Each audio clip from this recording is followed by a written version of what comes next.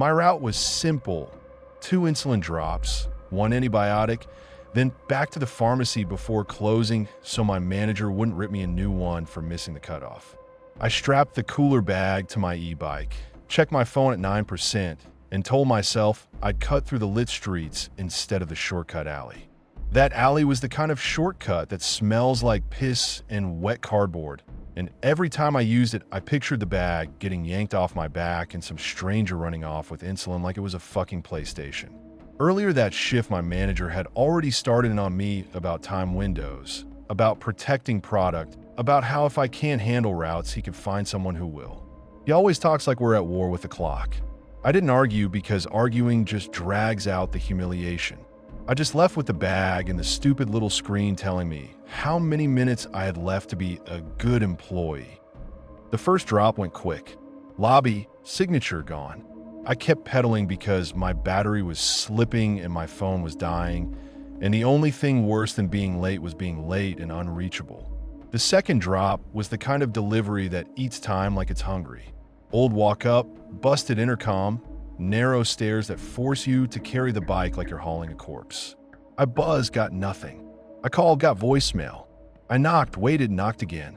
When the door finally opened, the guy didn't even say hi. He grabbed the bag and stared at the cooler like he wanted to catch me lying. He started in with that tone, the one people use when they want to dump their anxiety into your lap. Was it kept cold? How long was it out? Why does the app say one time and I show up another? I try to keep my voice even and just point at the temp strip like facts could calm him down. He kept pushing anyway, like he needed someone to blame for whatever else was going wrong in his life. I told him I rode straight from the pharmacy. He said he didn't believe me. I felt my phone buzz the low battery warning, and I got this flash of panic because I could feel the night slipping away and I still had the antibiotic to drop plus the ride back. I got the signature, basically shoved the phone at him, and left before I said something I couldn't take back. I hit the stairs fast, almost slipped, caught myself on the rail, and when I stepped outside, I did that automatic scan down the street, just to reset my head. That's when I noticed the same guy in a gray hoodie on the other side of the road. Not fast, not slow, just matching me. At first, I tried to explain it away because that's what you do. You tell yourself you're not special. Nobody's following you. You're just tired. You're just paranoid. Then he crossed when I crossed. I turned right early, then left, then looped a block like an idiot. He stayed there. No phone in his hand, no earbuds, no dog, no shopping bag. Just walking like he had all night, and I was the only thing on his schedule. I kept my eyes forward and pushed harder, chain rattling, tires hissing on wet asphalt. I did another turn, then another. He didn't get confused. He didn't hesitate. He just adjusted, same distance, like he was tethered to me. I stopped at a corner store and pretended to mess with my delivery app, thumbs swiping on a screen that was already dimming and lagging. I leaned on the bike like I was just taking a breather. My stomach was tight and my ears felt hot. He stopped too, across the street, and stared like I was a menu. Not a glare, not a grin, just this patient, empty look. I waited, hoping he'd get bored and walk off. He didn't. I rolled out again, and he started moving again, same pace. That's when my brain finally stopped being polite and set it straight. This fucker is hunting. I cut into a busier avenue because crowds make me feel less alone, and I told myself he'd back off when there were more eyes. He didn't. I watched him in reflections, store windows, car doors, the black glass of a closed deli. Every time I checked, there he was, hoodie up, hands down, moving like nothing in the world could rush him. I tried to call someone anyway. My phone flashed, hesitated, then threw the low battery warning again like it was laughing at me. The screen went dark for a second and my throat went dry because that blackout felt like being cut loose. I pedaled faster and it didn't even feel like speed. It felt like panic with wheels. I hit a light, stopped, pretended to check directions, and he stopped too. He wasn't hiding it. That's what made me feel stupid and furious at the same time. Like I was the only one in this whole city who could see what was happening. I ducked into a gas station because it was bright and open and there were cameras, and I shoved my bike between two parked cars like I was stashing it for later. I walked straight to the cashier like I'd known him for years. My voice came out low and sharp because my body didn't have room for extra words. "Call the cops," I said. "Guy outside. He's following me." The cashier didn't blink much. He looked tired in the way people look when they've seen too much weird shit and stopped acting surprised. He picked up the phone and started talking like he'd rehearsed it. I stayed by the counter with my back to the shelves, watching the front windows. The hoodie guy stood outside for a beat, just staring through the glass like he was deciding how serious I was. Then he walked in anyway, calm, casual, like I'd invited him. He smiled, small, polite, like I was the one being dramatic. That polite smile pissed me off so bad I could feel it in my teeth.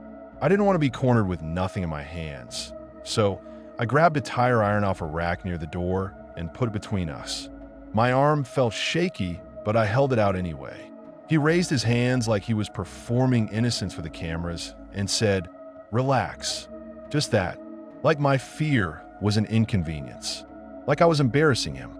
The cashier kept talking on the phone, giving the address, describing the guy, and I heard my own breathing loud as hell in my ears. The hoodie guy took a slow step sideways like he might drift around me, and I moved with him and kept the iron up. A guy at the cooler glanced over, saw what was going on, and did the coward thing. Look away, grab a drink. Walk out like this wasn't his problem. The automatic doors whooshed shut behind him, and it hit me that if this went bad, most people would just keep walking. The hoodie guy didn't rush me. He didn't need to. He just stood there, hands still up, eyes flat like he was bored. That boredom was the scariest part, because bored means practice. Then the doors opened again, and 2 cops came in fast, scanning, hands ready. The hoodie guy tried to stroll out like nothing happened, like he was leaving because he felt like it. One officer stepped into his path and asked for ID. The guy sighed and patted his pockets like it was annoying, like the cops were the inconvenience now. He handed something over. The officer looked at it, then looked at him again, and the whole mood in that little gas station changed. Voices tightened. The second officer shifted closer. The first one told him to turn around, and the hoodie guy's smile disappeared like it had never existed. They cuffed him, and he didn't fight. He didn't yell. He just stared at me over his shoulder like he wanted to remember my face. The officer glanced at me and said, "You did good coming in. He's got a warrant." Hearing that didn't make me feel better the way people think it should. It made my stomach drop because it meant this wasn't a misunderstanding, wasn't social awkwardness, wasn't me being dramatic. It meant I'd been picked. The cops took my statement quick. I kept it simple because my brain was skipping like a scratch CD. Delivery route. Followed for blocks. He waited when I waited. He came inside after I asked for help. My phone buzzed one last time in my pocket and died completely, screen black, like it had finally given up. I still had the antibiotic drop, still had the cooler bag on the bike, still had my manager's voice in my head acting like being late is the worst thing that can happen to a person. I delivered the antibiotic on autopilot, got the signature, left without even looking at the customer's face. Back at the pharmacy, my manager opened his mouth to start something, then saw my hands shaking and shut it. He asked what happened. I told him. His first question wasn't, "Are you okay?" It was whether the insulin stayed cold. That lit me up. I told him to check the strip himself and stop acting like I'm a disposable part in his little machine. He didn't like that. He stared at me like he wanted to punish me and then decided it wasn't worth the mess. I rode home with my phone dead and my legs aching and my throat still tight. On my ride home, I kept checking my mirrors. Not because he was there, but because my body couldn't accept that danger can wear a cheap hoodie and a calm smile.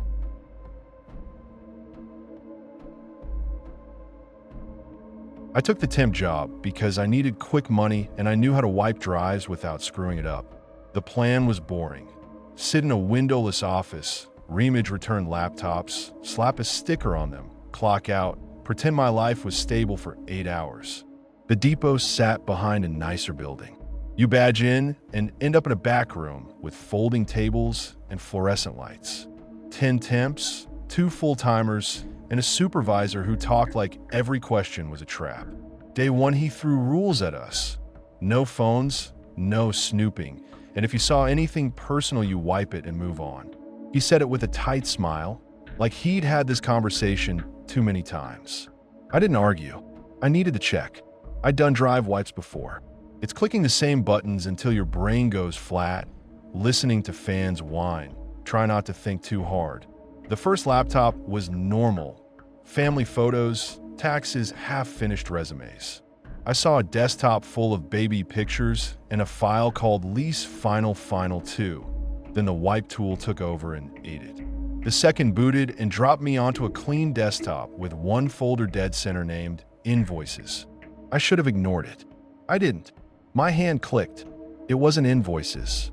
It was spreadsheets, tabs with dates, columns with names, addresses, phone numbers, car info, workplace names. Notes like works late, back door sticks, walks dog 710. Stuff like garage remote in center console. Curtain always cracked, responds to knock. Hundreds of rows. The kind of detail you don't collect unless you're building a map to someone's throat.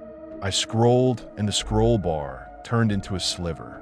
The more I scrolled, the more casual it got, like whoever made it wasn't even trying to hide how comfortable they were. I opened another sheet and felt my face go hot, then cold. There were little ratings: easy, medium, hard. One row had kids home alone after 3. Another had husband travels with a smiley face like it was a joke. One note said doesn't check peephole. Another said keeps spare key under left planter. And I actually looked around the room like the owner of that line might be standing next to me. I backed out and told myself it was some creepy marketing list. Then I saw the subfolder called Proof. That word hit different. It meant someone expected to be questioned. I clicked it. There were short clips. Not porn. Not anything that would give me an easy explanation. Just shaky phone video of people through windows, through cracked blinds, through the gap of a half-closed door. A woman unlocking her car with grocery bags, her keys flashing in the porch light. A guy carrying groceries up apartment stairs, the camera hiding behind a railing. A kid stepping off a bus, looking down at his phone, then turning toward a house like it was safety.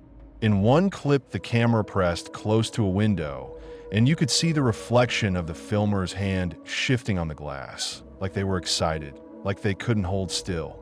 Every clip ended the same way. The camera pulling back fast, breath rushing, like the person filming got excited and couldn't breathe. I snapped the lid half closed like that would erase it. Then I opened it again because I needed where it came from. I checked the asset tag, pulled up intake, searched the serial number. It wasn't a customer return. It was returned by an employee, corporate email, badge, department code. Battery issue or replaced. Like it was nothing. My hand shook when I stood up. I carried the laptop to Todd's desk. He didn't even sit down. He just stared at the screen, then at me. Then he said, "Don't talk about this. Give it to me." Like the problem was my mouth, not the content. I asked if he was going to report it. He repeated it, slower. "Don't talk about this. Give it to me." I told him there were kids in those clips. He leaned in and called me a temp and said I didn't understand how things worked here. And if I wanted to get paid, I'd stop poking at shit that wasn't mine. Then he did this little move where he glanced past me at the room, like he was checking who might be listening. That glance said more than his words. He wasn't worried about what was on the laptop. He was worried about what I might do with it. I walked back to my table with the laptop still in my hands. My brain kept screaming that the second I handed it over would vanish. So I did the only thing I could do fast. I pulled up the main spreadsheet, took photos of the header and the first rows, then took a photo of the intake screen with the employee return info. My phone shook so bad the first shot blurred and I redid it. I didn't listen. I emailed myself screenshots of the spreadsheet header. Then I walked outside and called a non-emergency line. I stood by the loading dock trying to sound sane because I could already feel people deciding I was the problem. I said what I had: names, addresses, videos through windows, and an employee return. The dispatcher kept steering it toward harassment. I kept repeating, "This is organized." I said, "This is a list." I said, "Someone is hunting." While I waited, my phone buzzed with a new message from an unknown number. Stop looking. My stomach flipped. I hadn't told anyone I called. Then another hit right after, like they were watching my hands. You touched my shit. I stared at the words until my eyes watered. I scanned a lot, cars, doors, reflections, trying to spot somebody holding a phone. Nothing. That was the point. I went back inside anyway because my bag was at my station and I didn't want to leave anything behind. I went back inside and the laptop was gone. Not moved, gone. My station had a different machine on it, already plugged in like someone swapped the whole scene while I was outside. I yanked open bins, checked labels, dug through a stack of returns like I'd lost my wallet. Todd appeared behind me and told me to stop making a scene. I asked where it went and he said, drop it. I said the cops were coming. His face tightened and he told me to go home right now. I told him he was covering for somebody. He said I was covering for myself because I'd violated policy and now I was the liability. He said my check would be complicated if I didn't shut up. When the police finally arrived, the office acted stupid and clean, like nothing bad could exist under fluorescent lights. Todd suddenly turned friendly. He walked them around, talked about policies, talked about drives getting wiped immediately. When an officer asked to see the laptop, Todd shrugged and said it had already been re-imaged per procedure because data can't be retained. He kept using the word procedure like it washed his hands. I showed them my screenshots and the texts. One officer's eyebrows lifted for half a second, then dropped. They asked where the original device was. I pointed at Todd. Todd said he didn't know what I meant and accused me of violating policy by taking pictures. I tried to push back and he talked over me, smooth and calm, like he'd rehearsed it. The cops took my statement anyway, wrote down a number, and one of them told me to keep everything and call back if there was direct contact. I almost snapped because what the hell did they think this was? As soon as they were gone, Todd cornered me by the break room and told me I just nuked my own job. He said the company would handle it internally. I told him internally was how this shit happened in the first place. He stared at me like he wanted to hit me and couldn't. Then he said, real quiet, delete what you took. Like it was advice. Like it was mercy. That night my phone buzzed again. Another unknown number. No words, just a photo. My apartment door. From the outside. Close enough to see the scratch by the deadbolt. Clean shot, not rushed. My throat locked up and I stood there in the dark listening for footsteps that never came. I didn't sleep. I sat on my couch with my keys in my hand, ready to run like I could outrun a list. In the morning, someone taped a printed photo of my apartment door to my mailbox. No words, just a picture. Cheap black and white paper like it came off an office printer. They didn't hide it. They displayed it. I ripped it down so hard the tape left fuzz on the metal and my hands shook the whole walk back upstairs. I moved a week later. I didn't make a big plan. I threw my shit in boxes, paid for a place with a different entrance, and changed my number. It didn't feel like winning. It felt like cutting off a limb and hoping the infection stopped. I still catch myself pausing before I turn my key, because now I know how easy it is to turn a life into a row in a spreadsheet.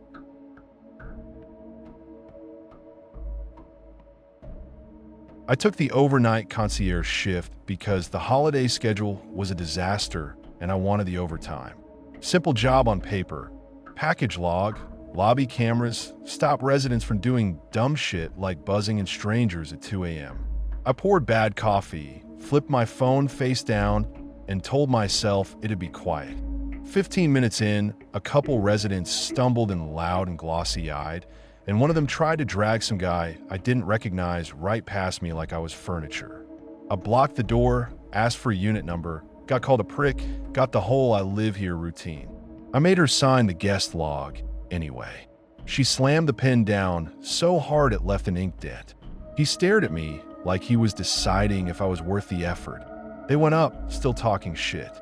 That's what the job is most nights, being the bad guy so other people can feel important. At 1:17 a.m., the service door camera flashed. A man walked in wearing a maintenance jacket, tool bag in his hand. That alone wasn't insane. Contractors show up at stupid hours. What hit wrong was how he moved. Straight line, no hesitation, no scanning, No, where's the desk? Like he'd practiced the building. He didn't glance at the camera once. Most people do it without thinking. This guy acted like cameras didn't exist. I pulled the schedule binder from under the desk. No maintenance overnight. I checked the email printouts we keep for contractors. Nothing. I called the super's phone upstairs. No answer. Called the backup number taped under it. Voicemail. I watched the monitors. The guy crossed out of the lobby camera, popped into view by the first floor storage room, paused like he was checking something, then went to the stairwell and vanished again. That's the moment I should have locked the lobby door, hit the panic button, called police, and stayed planted behind glass. That's what I tell myself now. Back then, my brain did that stupid balancing act. Maybe the binder's wrong. Maybe he's legit. Maybe I'm about to get chewed out for overreacting. This building trains you to doubt your gut because management and residents treat you like an obstacle, not a person.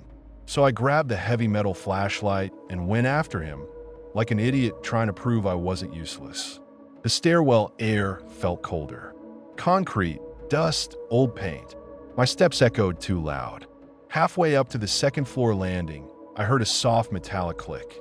Then another. Not footsteps, not a handle. The sound of someone working a lock. A calm, practiced rhythm.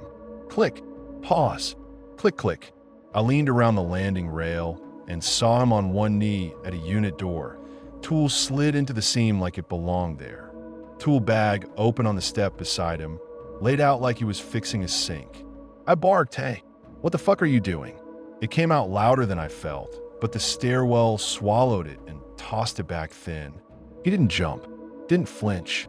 He turned his head slow and looked at me like I'd interrupted something normal. That look still pisses me off.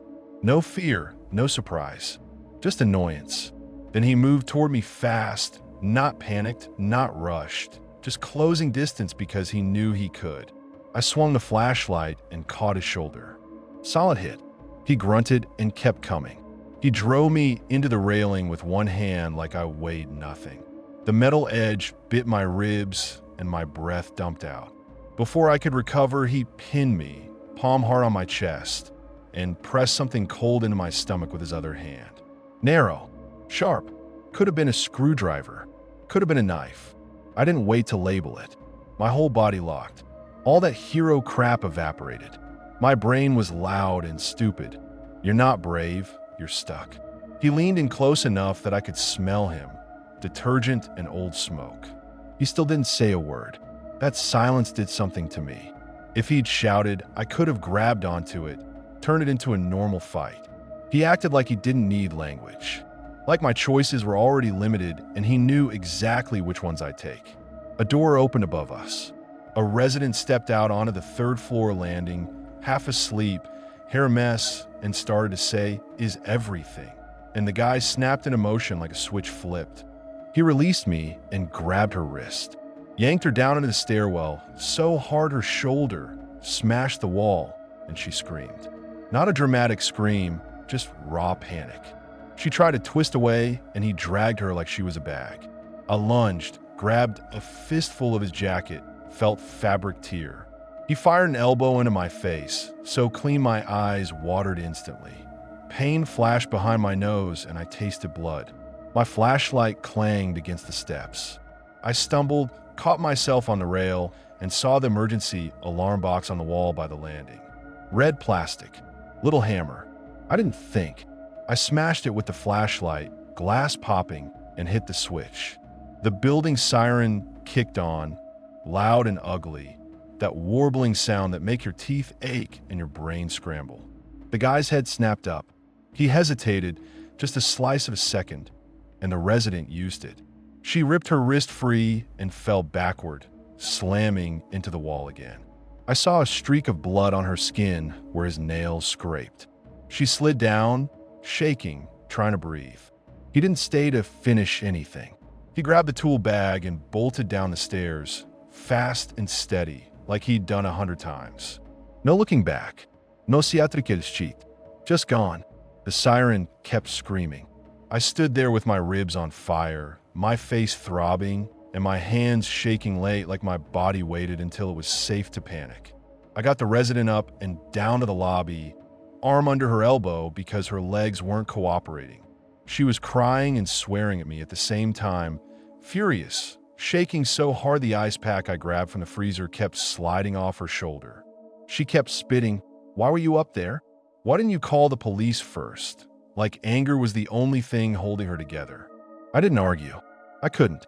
I called 911 with blood on my lip and tried to sound calm so the dispatcher wouldn't hear how close I was to losing it. Police arrived fast. 2 uniforms first, then another car. They shut off the alarm, and the quiet after felt worse, like the building was holding its breath. They split us up for statements. One cop looked at my nose and asked if I wanted EMS. I said no, because pride is a stupid disease and because I didn't want to explain to anyone that I got hurt doing the exact thing you're told not to do. They asked about contractors, keys, schedules.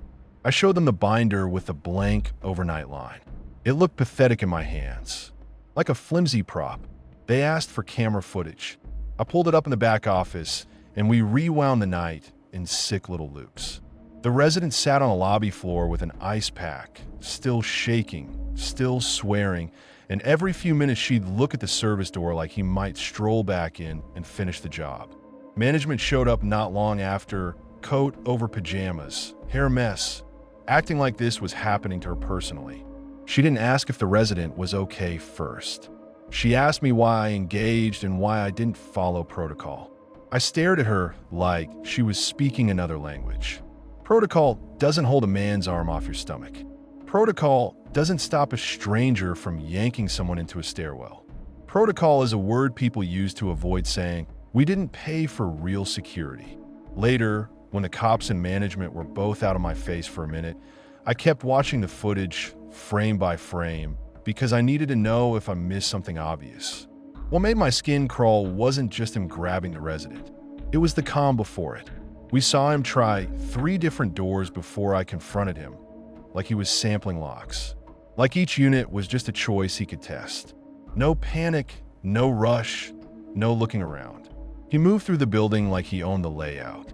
He checked the storage room, hit the stairwell, tried a door, shifted, tried another like he had all night. Police said they'd circulate images. They said maintenance jackets get stolen. They said lock tools are easy to buy. They said he might hit another building. They said the way people talk about a car break-in, like it was just another line item. No one promised they'd catch him. They can't promise that. When I got home, I stood in the shower and watched pink water swirl toward the drain from my nosebleed, and I kept replaying the exact second I chose the stairwell over the phone. I kept hearing that metallic click like it was still happening behind my eyes. I kept seeing his face when he looked at me. Annoyed, not threatened, and how fast he decided he could hurt me without even getting emotional about it. That's what messes with me. It wasn't a monster. It was a guy with a jacket and a bag and a plan, moving through normal people like they were just obstacles.